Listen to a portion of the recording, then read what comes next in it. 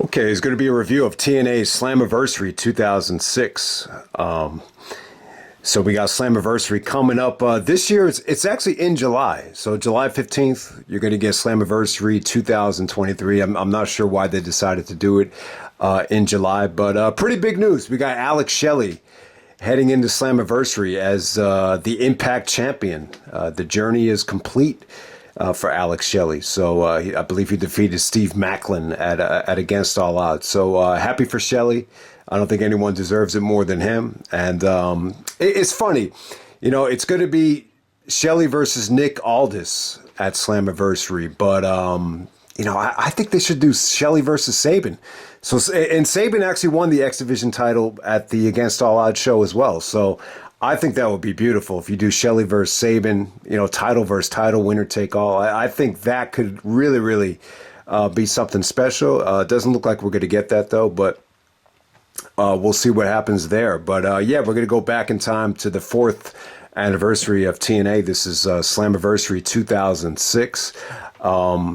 This took place June 18, 2006 from the Impact Zone. Orlando, Florida. The pay-per-view buy rate was about 30 to 35,000. You know, Slammiversary never really did the type of buy rates that Bound for Glory and Lockdown did, but you know, I think they were better than the average TNA pay-per-view. But I think when we're looking back at Slammiversary 2006, it is probably one of the more memorable Slammiversaries, maybe the best Slammiversary card from top to bottom. Definitely not the best King of the Mountain match, but I thought it was a very memorable show. You had AJ Styles and Christopher Daniels win the tag team titles here. You finally had Joe moving out of the X Division. This is probably the most heat Jeff Jarrett ever got. And I got to say, from what I've seen, I feel like this is maybe one of the best, if not the best, Jeff Jarrett promo on any TNA show. And it's funny, Jarrett's almost 40 here, and he's a lot better on the mic, near 40 than he was at 30 in 97, 98, around Over the Edge, where, maybe he really hadn't found it, character-wise and on the mic quite yet. But yeah, Slammiversary 2006, a very, very memorable show. And at the same time, you got Kevin Nash doing stuff with the X Division. I thought everything here was pretty good, but definitely not the best King of the Mountain match in terms of, explosiveness and replay value in spots. I think the one from '07, blows this one away. But it's a pretty damn memorable King of the Mountain match because of the ending and the trash being thrown into the ring. And, you got Jim Cornette, coming back as the new leader of TNA or the face of TNA, whatever it was. But yeah, let's get right down to it. First match of the night on the main show. All right, so remember at this time, WWE had brought back ECW. This is a week after One Night Stand 2, 2006, which was a very, very memorable pay-per-view. But we got Team 3D, the Dudleys, taking on the James Gang, formerly known as the New Age Outlaws, and Bubba Ray even touched on it. He said that they were formerly known as the Dudleys, formerly known as the New Age Outlaws. I guess you could say the name as long as you put formerly known as, so you don't get that copyright claim from Vince and Jerry McDivitt. But lots of history between these two teams, and Bubba Ray actually talked about it. He said that the Dudleys, won their first tag team titles. He didn't plug No Way Out, but he said February 27th, the Hartford Civic Center, which was actually at No Way Out. Remember, the Dudleys actually beat Billy Gunn and Road Dogg in like 5 minutes. Remember, Billy Gunn had the torn rotator cuff, so the match really didn't go that long. But that was the Dudley's first title victory, so Bubba touched on it. And, they didn't show it here, but I do remember there were some really, really good promos with BG James just calling out the Dudleys for saying that, they used to wrestle in a bingo hall and, really, really anti-ECW stuff here with the Dudleys and the New Age Outlaws. So I thought it was cool. This is a bingo hall brawl.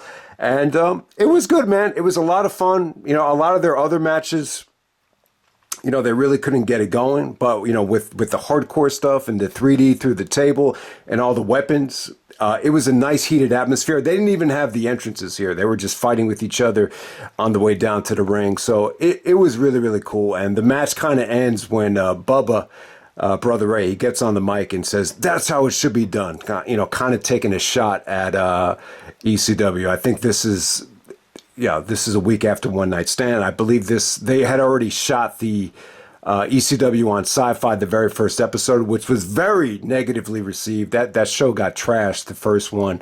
But hey, man, like when I look back on it now, like I asked myself this question: would WWE have gotten rid of the Dudleys and Rhino, like had they known that they were going to bring back ECW? Because with the way the Dudleys looked here, I mean, they're a little bit out of shape, but if you could build that brand around guys like RVD, Rhino, and Team 3D, they definitely, could have used those guys, especially Rhino. Rhino had a lot of juice left in the tank, as we'll see. So next up you had that Jeff Jarrett promo next, which was awesome.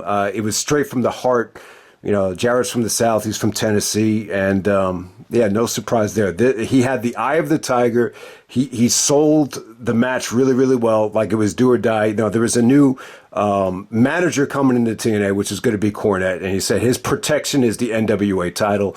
And said, there's going to come a moment where Sting and Christian Cage are going to butt heads. And that's his opportunity to steal the belt. And that's exactly what happened. But the Jarrett promo, I give it a thumbs up. I thought it was great stuff. So if you haven't seen it yet, go check it out. You could see how much Jarrett really put in that promo. He cared about the title. Everything just felt important. The match felt important. The title felt important. This is one of the best versions of Jeff Jarrett I think I've ever seen. Just from a character standpoint. So that was right before the Rhino match. So Rhino actually takes on Bobby Roode, and it was a handicap match, and he could choose any member of Team Canada, and he chooses Coach D'Amore, Scott D'Amore. It's funny, when I look back at TNA, I didn't realize how negatively received Dusty Rhodes was as the booker. Like there's a lot of people that thought he was an awful booker. I guess that was maybe early 05 until Slammiversary, and then I think when Joe came in, Scott D'Amore started booking TNA, and everyone looks back at late 2005 like that was the heyday of TNA when Scott D'Amore started booking. And then obviously everything went to shit when Vince Russo came in, when they got the primetime spot on Spike when Kurt Angle came in. But yeah, it was cool to see Scott D'Amore go at it against Rhino. I mean, obviously they have a lot of history. They even told stories of how when Rhino was training with Edge and Christian, Coach D'Amore was there as well. I think they went through a lot of crazy stuff in Canada. That I think that story on the ice that Edge likes to tell, I think D'Amore was actually involved in that. So lots of history with Rhino and the Canadians. So that's pretty well documented. But it was great for Bobby Roode. Bobby Roode actually won the match at Sacrifice. And here, this was good because it can make Rhino look strong. And he gets the gore on Coach D'Amore without Bobby Roode getting pinned. But at this time, you can see this was a good push for Bobby Roode. He was starting to kind of morph away from the Team Canada stuff. He was coming down with his own robe. And yeah, I thought him and Rhino had good chemistry. And they would actually feud a couple years later. I think they feuded over Bobby Roode just calling out Rhino for being an alcoholic. The feud wasn't as personal here, but it was still really, really good stuff. And, D'Amore was pretty entertaining here. He was very animated. They were clowning on his physique and his weight. But I'll tell you, when he took off the Team Canada shirt, he didn't look like he was in that bad a shape.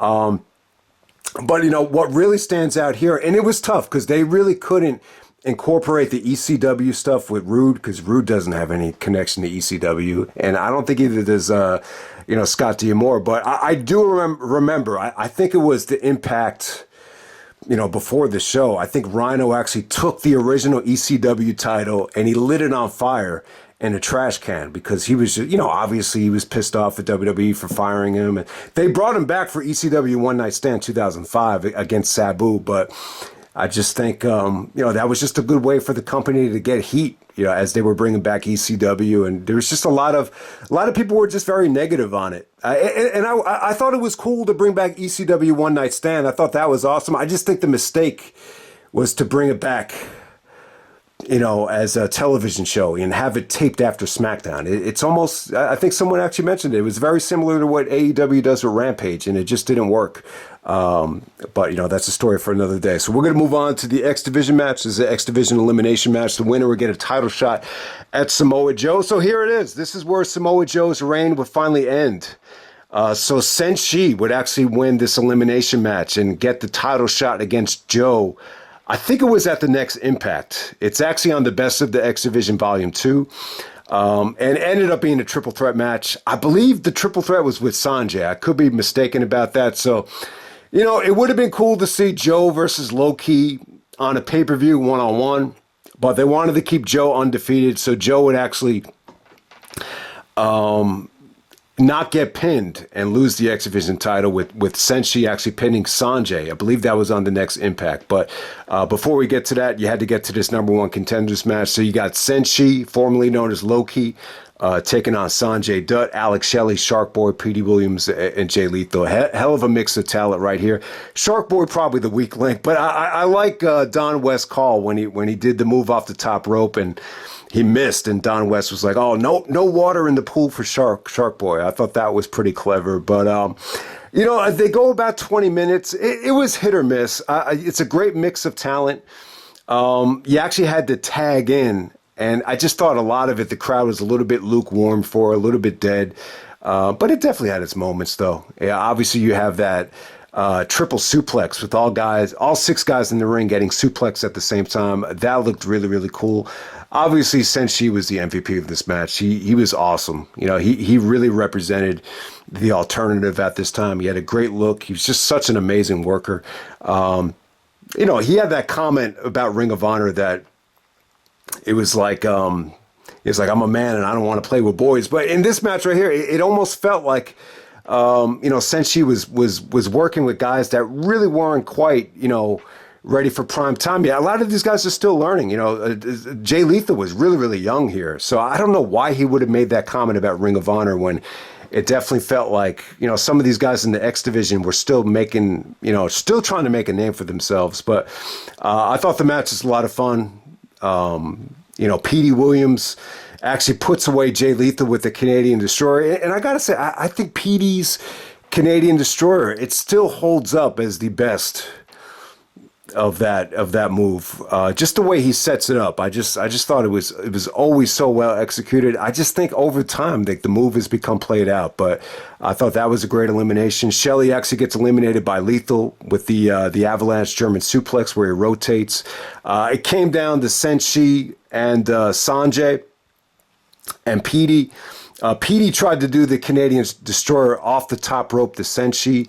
Senshi actually counters it. Sonjay hits a nice move, and then Senshi hits the Warrior's Way to Petey to put him away. That was an awesome sequence right there. Just the teasing of that Canadian Destroyer off the top rope was pretty damn sweet. And then Senshi and Sonjay just hit a home run at the end. I mean, Sonjay takes a ton of punishment from Senshi with the double stomps and the kicks right to the chest. So beautiful ending there. The match could have been a little bit better. It didn't flow that well. I just think if this was more of a scramble and a little bit shorter, it would have came off a little bit better, but it was still good stuff. And, really kind of catapulted Senshi to get the X Division title shot. And next up, we have another X Division showcase match. We got Kevin Nash with Alex Shelley taking on Chris Sabin. So Nash makes his return to TNA, and they asked him, what's your motivation to come back to TNA to make an impact? He said he's going to go after what TNA's identity is, and that's the X Division. And I thought it was smart. Nash at the time had a reputation for being very negative on smaller wrestlers, especially from WCW. I think Nash was quoted as saying that Chris Benoit was a vanilla midget, which is really, really funny. Because I think if Nash and Benoit ever met in a real fight, I think Benoit would easily destroy Kevin Nash and rip apart his quads. But I don't know. Like even in this match right here, like Nash, there were signs in the crowd that said, "Nash, don't tear your quad." So Nash has really developed this reputation of just being very political, very injury prone, I think Eddie Guerrero was quoted as saying that Kevin Nash is evil. So that tells you how Benoit and Guerrero felt about Nash looking back on it. So it was very, very natural, very naturally entertaining to put Nash with the X Division guys. At this time, him and Shelley. Shelley kind of gravitated towards Nash.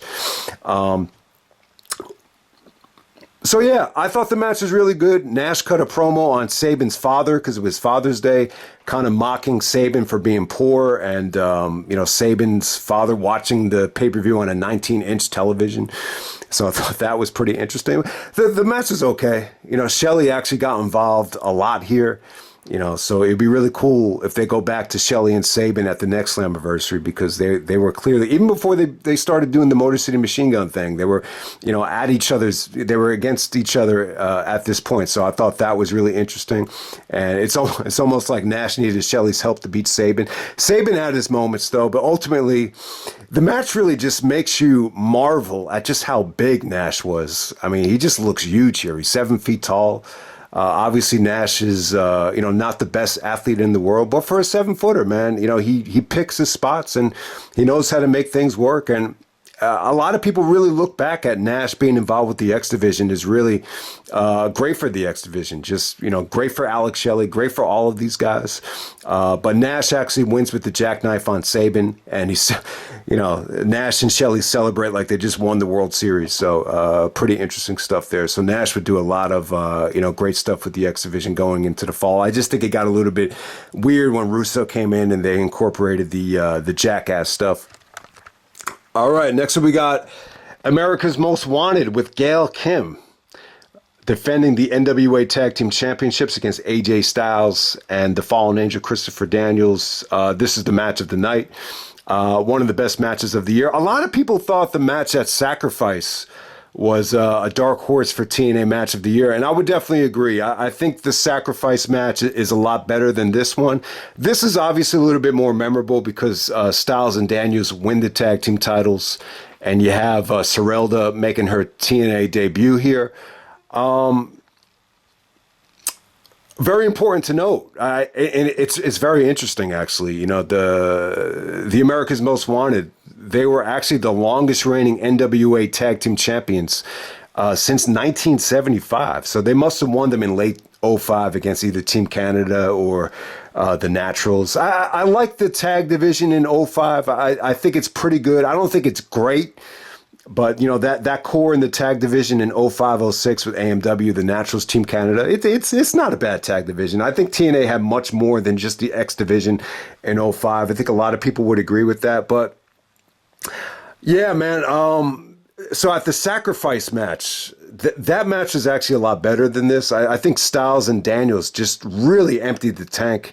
They just wanted to show, how explosive they are and how athletic they are. And, in that match, they wanted to tell the story that they clearly looked like the better tag team, but it was Gail Kim dropping a knife stick down from the rafters that made the difference there. So in this match right here, you saw the debut of Sorelda, and it didn't come off that well. It hasn't aged that well. Even the reaction here for her wasn't good. But, she was like this, woman that was built like a man, lots of muscles, almost like a Chyna. And she kind of neutralized Gail Kim. Eventually, that would set up a 6-man tag, I believe, at Victory Road. But I'll tell you, man, this match right here, it was great stuff. I think it was really cool to see AJ and Christopher Daniels win the tag team titles, because you saw them, destroy each other in Iron Man matches, the 3-way matches, that whole X Division title reign. They really earned each other's respect. And, everyone knew they were friends in real life. And, Daniels did a lot for AJ, and AJ helped Daniels as well, become a household name. So it was really cool to see them win the tag team titles. I just think looking back on it, they could have gotten a lot more out of AJ and Daniels as tag team champions. I think that, if they probably dropped the ball with this too soon because of Russo and the booking changes. I just thought things got weird when Russo came in about how, they put Daniels back in the X Division title scene. I just feel like, man, if you had waited to do Samoa Joe and Kurt Angle against AJ and Daniels at Victory Road '07 instead of throwing Team 3D in there. That would have set the world on fire. And I think they could have gotten a lot more out of AJ and Daniels. It just seemed like after they dropped the belt to LAX, they kind of pulled the plug on this tag team situation with AJ and Daniels. But it was pretty damn cool. I thought AMW, I don't think either one was quite, especially James Storm. I think Storm got a lot better since then, but it was good character development from them. They played good heels. They did a lot of isolation stuff, a lot of mocking from James Storm with the cowboy hat. But ultimately, man, AJ and Daniels, their offense was beautiful to watch. There was some great stuff. AJ emptied the tank here, busted out the spiral tap, the phenomenal forearm, and they stayed away from AEW's signature finishing maneuvers. Obviously, that guillotine drop off the top rope. They stayed away from that. And after Gail Kim was out of the equation, there was a beautiful splash from AJ, and then Daniels follows it up with the best moonsault ever. And it's kind of weird, man. Like when Daniels hit the moonsault, they probably should have went to a wide shot of it so you could see it. But I don't know. I think you can argue that the shot that they had of it was pretty cool because you didn't see it coming, and it was just like one thing after another, the splash and then the best moonsault ever, and it was just a great victory. I don't think anybody celebrates title victories better than Christopher Daniels. Like he just really sells it well, whether it was when he won the X Division title at Destination X or the tag team championships here. His celebrations were great, man. I thought the moment came off great. Definitely the match of the night. Jim Cornette loved it so much. He even said, "No, that's what tag team wrestling is all about." So they bring out Jim Cornette next. I thought the Cornette promo was a little bit long.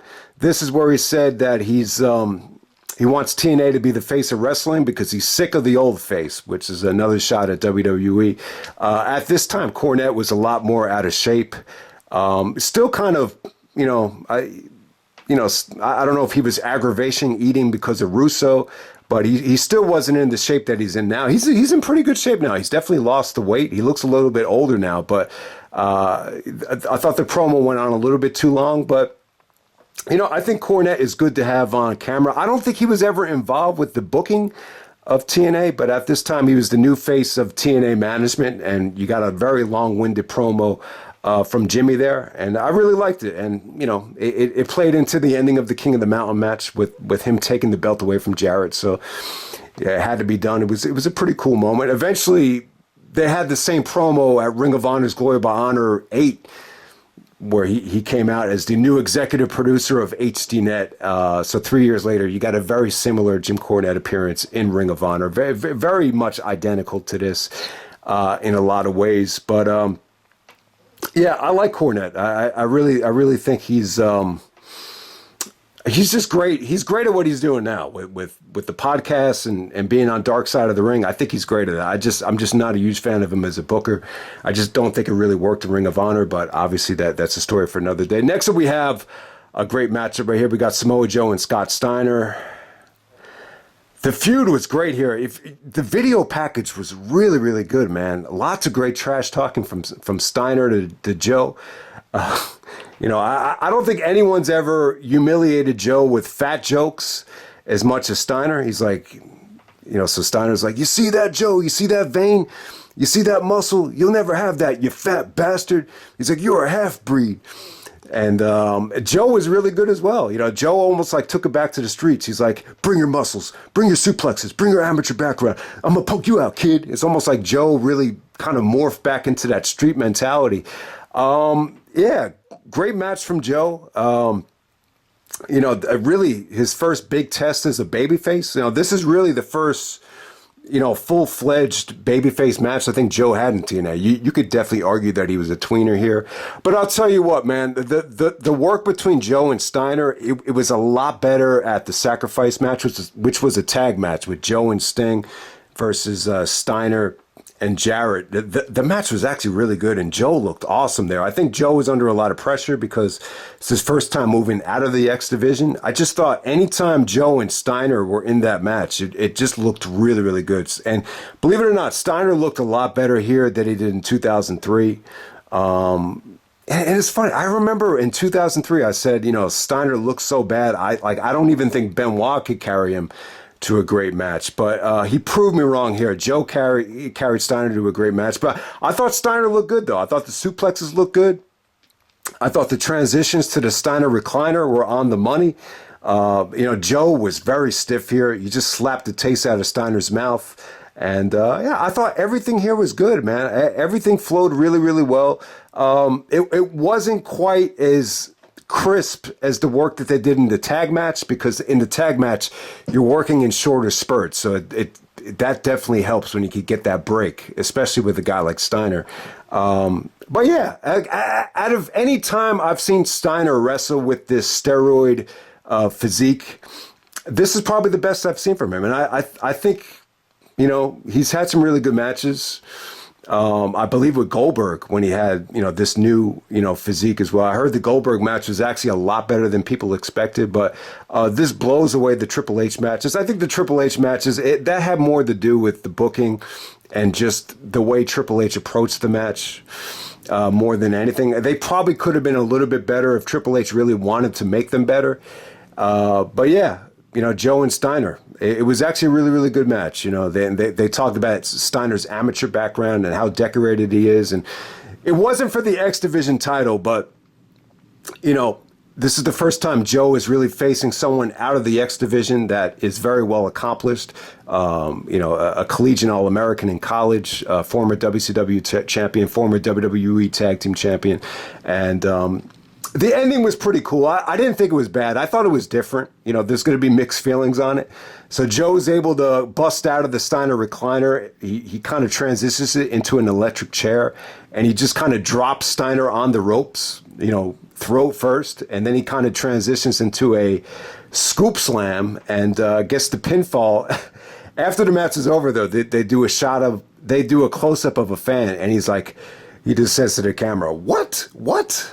But I thought it was a pretty damn good match. Great video package, great feud, and surprisingly, pretty damn good chemistry there. Next up, we get the main event. We got Christian Cage defending the NWA Championship in a King of the Mountain match against Jeff Jarrett, the Monster Abyss, Ron the Truth Killings, and the Icon Sting. They go about 23 minutes here. Definitely not the best King of the Mountain match. I gotta say, Christian didn't overly bump here. Abyss probably took the biggest bumps in the match. He took more of the hardcore stuff with the table bumps, and even Ron the Truth Killings probably took a lot of bumps. But when I'm looking at this match right here, there's really no one like AJ Styles that's gonna deliver that explosiveness combined with the bump taking that you would expect. I just think when you look at some of the other King of the Mountain matches, they just had better talents. In this match right here, there's a lot of guys that kind of, do the same thing, whether it be Jeff Jarrett and Sting. Jeff kind of took the approach where it's more about the story. It's more about being methodical. It's more about just, he actually joined forces with Abyss. Abyss is the only heel in the match, so he had to join forces with Abyss, to try to get the upper hand here. There came a point in the match where Christian and Sting were working together. Then there came several points in the match where they turned on each other. There's actually one point where Sting actually locks Jarrett into sharpshooter, and he's telling Christian, go get the belt. It's almost like Sting didn't really want to win the belt. He just wanted to, cure TNA of the cancer that was Jeff Jarrett. So that was more of Sting's mentality there. But yeah, it almost kind of felt like Ron the Truth Killings and Abyss were just there. The story was more about just Jarrett capitalizing on, Christian and Sting. It was actually Larry Zbyszko that kept Christian from winning. So Christian takes a huge bump off the ladder. So then after that, Sting, and this made a lot of sense looking back on it. Sting is able to, counter the stroke from Jarrett into the Scorpion Death Drop, and he's able to take Earl Hebner. So Earl Hebner's the referee here. So Earl Hebner gets knocked out, and this makes perfect sense looking back on it. So he does the same thing that Austin did with Vince at Over the Edge, where he takes Earl Hebner's hand and just slams it against the mat to qualify, because obviously you got to qualify here. You know, I'm not going to explain the King of the Mountain rules, but you have to hang the belt above the rafters. There's a whole bunch of other rules. I've explained them in the past, but I thought that was the right call. I thought that was unique, because I think if Earl made the 3 count for Sting to qualify, it would have taken away from the finish a little bit. So eventually Sting and Christian, the whole thing just breaks down, and they end up fighting each other on the ladder. And, this is where Christian really kind of felt like Sting got in his way, and eventually would turn on Christian at Hard Justice. And, while they're going up to get the belt, it's actually Earl Hebner that kicks the ladder, and Sting and Christian go flying into the outside. And then all of a sudden, Jeff Jarrett hangs the NWA title above the ladder, and the fans just start throwing trash into the ring. And it's a great moment. I mean, there's really not a lot of moments where fans start throwing trash into the ring. I mean, obviously Hogan's heel turn comes to mind. So the Triple H and The Rock finishes from WrestleMania 2000 and Judgment Day 2000 come to mind. But there's not a lot of moments where you could get the fans to start throwing trash into the ring. You know, a lot of them were plastic bottles, soda bottles.